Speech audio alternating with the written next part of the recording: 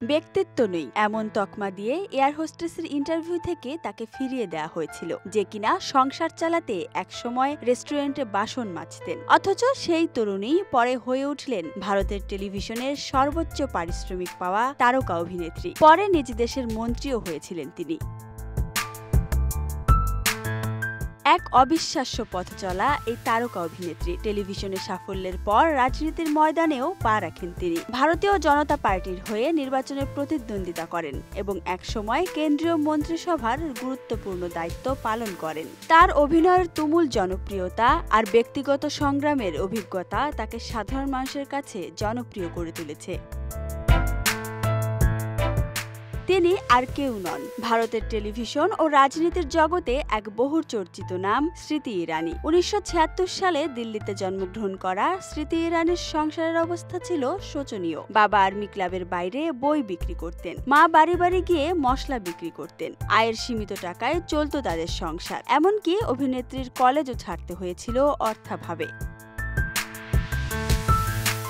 পরিবারের হাল ধরতে তাকে নেমে পড়তে হয় নানা কাজে। জীবিকার টানে ভারতের প্রথম ম্যাকডোনাল্ডসে মাসিক মাত্র 1800 রুপি বেতনে ক্লিনারের চাকরি নেন স্মৃতি। তবু কখনো আশা ছাড়েননি তিনি। স্মৃতি ইরানি স্বপ্ন দেখেছিলেন বলিউডে নায়িকা হবেন, তাই তো অভিনয়ের জন্য একের পর এক অডিশন দিতেন তিনি। হাম 5-এর মতো জনপ্রিয় সিরিজেও সুযোগ হয়নি তার। কিন্তু একদিন একতা কাপুরের মা তাকে দেখে বললেন, মেয়েটি খুব সুন্দর, টুইঙ্কেল খান্নার মতো। আর সে মন্তব্যই ঘুরিয়ে দেয় স্মৃতির ভাগ্যের চাকা। একতা কাপুর ঝুঁকি নিয়ে তাকে কিউকি সাজভি কাভি বহু থি সিরিয়ালে সুযোগ দেন, আর সেখানেই জন্ম নেয় এক নতুন ইতিহাস।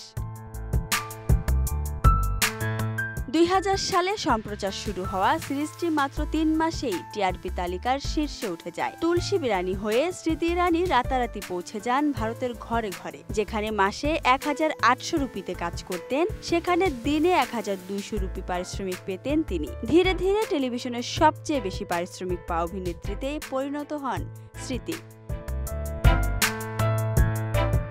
প্রত্যাখ্যান থেকে শিক্ষা নিয়েছেন স্মৃতি ইরানি। এ বিষয়ে তিনি বলেন, অনেকে আমাকে ফিরিয়ে দিয়েছে আমার গায়ের রং, রোগা শরীর কিংবা চেহারার জন্য। অনেকবার বলা হয়েছে আমি দেখতে ভালো নই, কিন্তু আমি জানতাম আমার ভেতরে অন্যরকম একটি শক্তি আছে, তাই কখনো দমে যায়নি।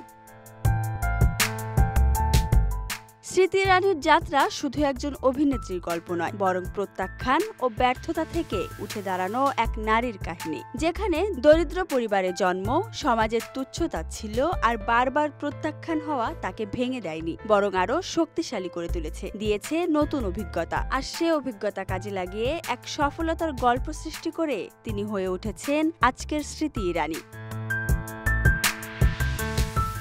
Desk report, Dhaka express.